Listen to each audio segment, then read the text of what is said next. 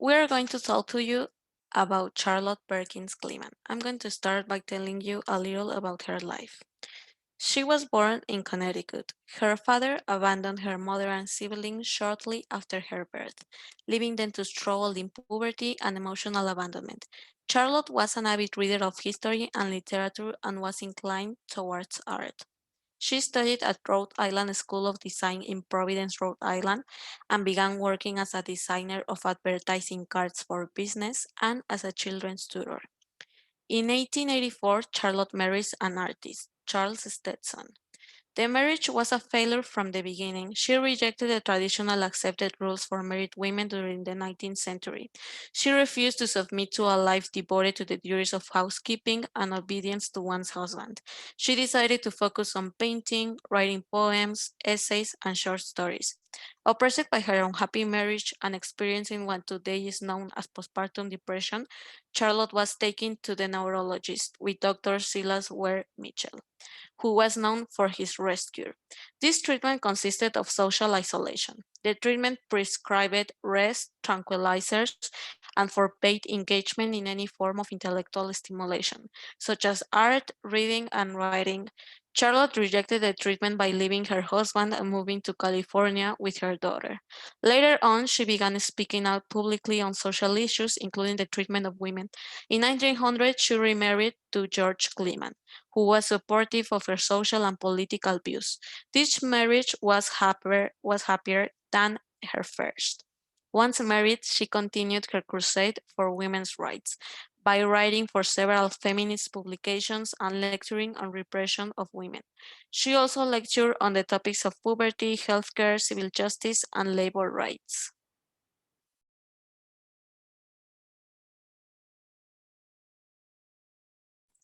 Okay, so the historical and political context of Charlotte Perkins Gilman.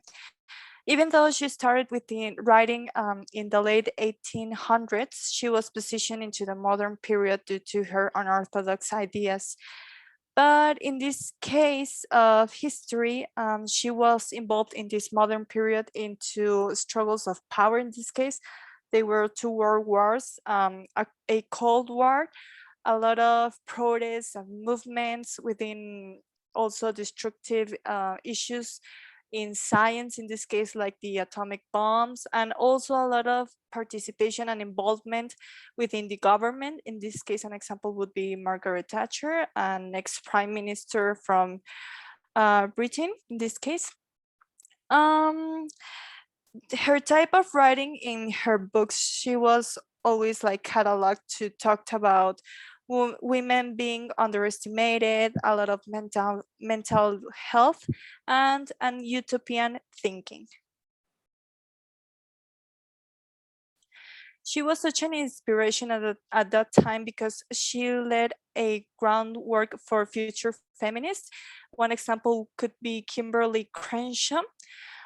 She was also an important activist that was always super defensive of the women's civil rights.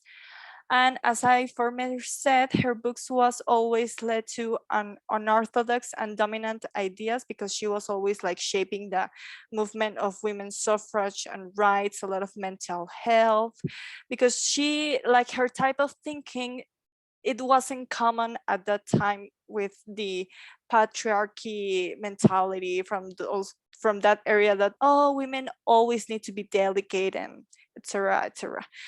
And she also attended to several physical protests and literary movements, because she was super involved at the time with that type of thinking, the type of thinking she expressed in her unorthodox books.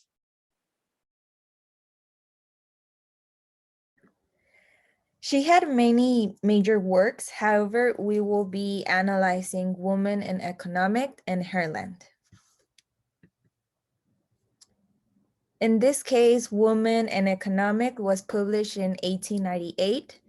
The writing gave an impact on others since she included a breakdown of the relationship between the position of women in the larger community. The book also touched on a few dominant themes: the transformation of marriage, the family, and the home. She also shows how, in order to survive in this society, women must change their cultural identities. And she demonstrated how women have been forced to become dependent on men. In this case, a famous quote that we choose was this one: "There is no female mind. The brain is not an organ of sex, as well speak of a female liver." In this case, she shows how to reject the label of feminism and instead adopt the term humanist, believing it important to promote justice for all. And in her land, she wrote it in the United States and it was published in the 1915.